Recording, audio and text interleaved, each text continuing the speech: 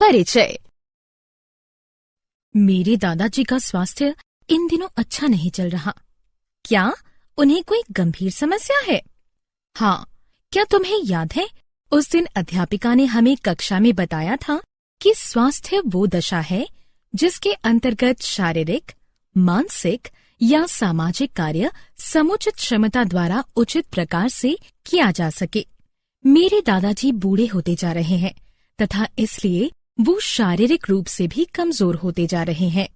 हाँ, मुझे अच्छी तरह से याद है कि अध्यापिका ने हमें ये भी बताया था कि सभी जीवों का स्वास्थ्य उनके पर्यावरण पर निर्भर करता है। पर्यावरण के अंदर भौतिक वातावरण शामिल है। उदाहरण के लिए, एक चक्रवात या बाढ़ आने पर कई मायनों में स्वास्थ्य खतरे में होता है। अंकिता, क्या तुम जानती हो कि यहाँ तक कि सामान्य पर्यावरणीय दशाओं में जब हमारे आसपास नियमित रूप से साफ सफाई या स्वच्छता नहीं रहती, तब अनेकों रोग फैलते हैं। उदाहरण, मलेरिया, डायरिया आदि। हाँ, मैंने कई बार देखा है कि जब सफाई वाला मेरी कॉलोनी में नहीं आता है तो वहाँ कचरे का भारी ढेर लग जाता है तथा पानी भी भर जाता है, जिससे कि कई बैक्टीरिया, कवक, मक्खियाँ तथा मच्छर पैदा होते हैं, जिससे कि विभिन्न प्रकार के खतरनाक रोग उत्पन्न होते हैं। एक और चीज जो कि अच्छे स्वास्थ्य को नियंत्रित करती है वो संतुलित आहार है। ये कारण है कि मेरी मम्मी तथा दादी हमेशा हमें नियमित अच्छा भोजन खाने को कहती हैं। उद्देश्य।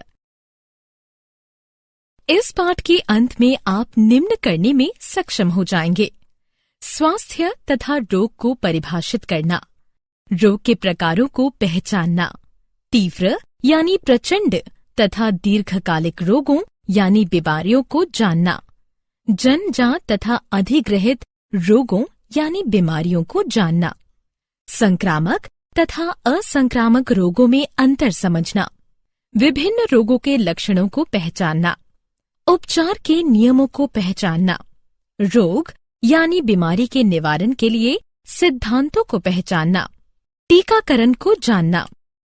रोग। क्या तुम जानती हो कि जब हम अस्वस्थ होते हैं तो हमें एक या अधिक रोग होते हैं? रोग, ये क्या होता है? मैंने पढ़ा है कि रोगों का सामान्य अर्थ है बाधित आराम। हाँ, वैज्ञानिक रूप से रोग को इस प्रकार परिभाषित किया जा सकता है कि रोग शरीर के कार्यक अंगों, भागों, संरचना तथा तंत्रों में होने वाला एक ऐसा विकार या गलत प्रकार से होने वाला कार्य है जो कि आनुवांशिक अथवा विकासात्मक त्रुटियों, संक्रमण, विषों, पोषक तत्वों की कमी अथवा असंतुलन, विषैलापन, प्रतिकूल पर्यावरणीय कारकों, बीमारियों के कारण होता है। रोगों के प्रकार। क्या तुम मुझे बता सकती हो कि कुल कितने प्रकार के रोग होते हैं? हाँ, मानव रोगों को 4 श्रेणियों में वर्गीकृत किया गया है: तीव्र यानी प्रचंड, दीर्घकालिक, जन्मजात तथा अधिग्रहित। तीव्र यानी प्रचंड रोग। हाँ, मैं जानती हूँ कि तीव्र यानी प्रचंड रोग वे रोग होते हैं जिनका प्रभाव शीघ्र होने लगता है तथा वे शरीर को जल्दी प्रभावित करते हैं। उदाहरण, इन्फ्लुएंजा।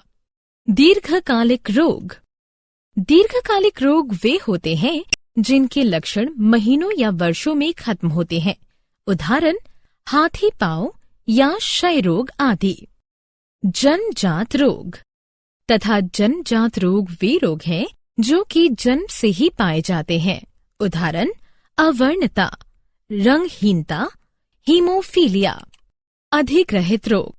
हाँ, मैं जानती हूँ कि अधिग्रहित रोग जन्म के पश्चात ही पाए जाते हैं तथा इस प्रकार के आनुवांशिक नहीं होते, किंतु अधिग्रहित रोग 2 प्रकार के होते हैं: संक्रामक रोग तथा असंक्रामक रोग।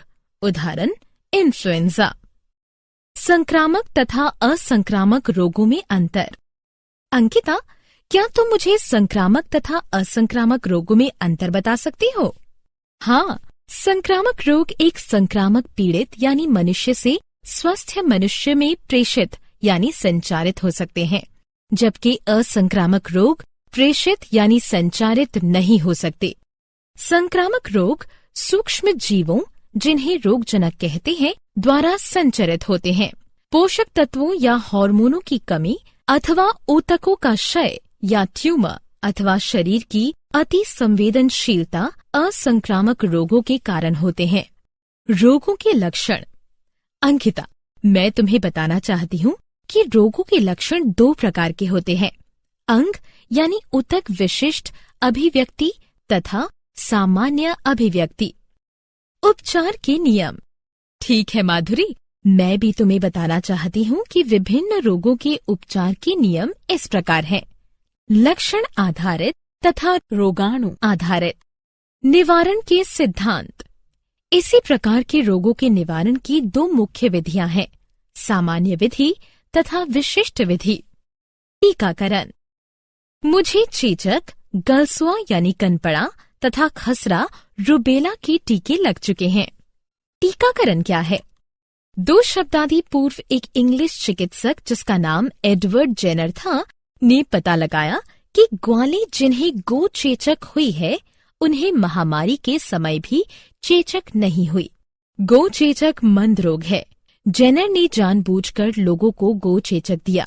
इससे उन्होंने पाया कि अब वे लोग चेचक के प्रतिरोधी हैं।